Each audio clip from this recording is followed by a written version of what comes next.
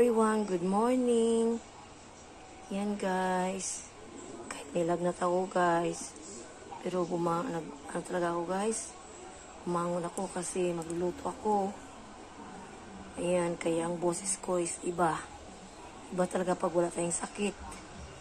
Pero kaya lang naman. Alam niyo ba kung ano ito guys? Yan, first time ko magluto nito.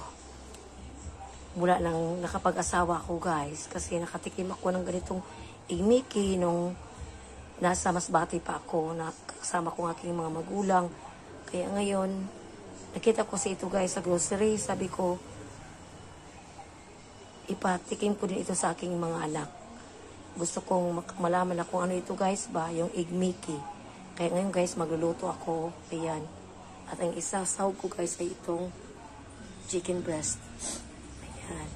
Sa amin, sa Masbate guys, ang lagay ng mama, yung shrimp. Kasi may isda kami guys, kaya marami kaming supply kung seafoods. Kasi taga-dagat kami. Yan, iluto ko ito ngayon guys, at marami nitong mga iba-ibang vegetables na isasahog ko.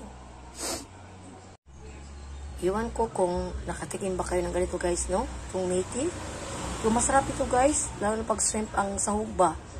Pero hindi ako pwedeng umalis muna ng bahay kasi may lagnat ako.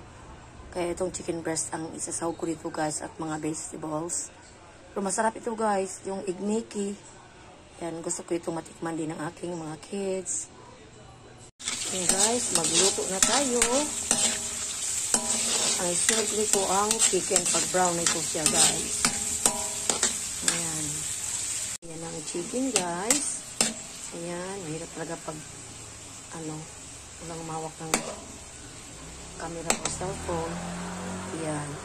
Ayan na siya guys. Nakalagyan ko ito guys ng oyster sauce, seasoning at saka konting soy sauce. Ayan na guys. Meron na itong soy sauce, oyster sauce at saka seasoning. At ngayon guys, lagyan ko siya ng tubig. Ayan, para pampalambot ng chicken. Ayan.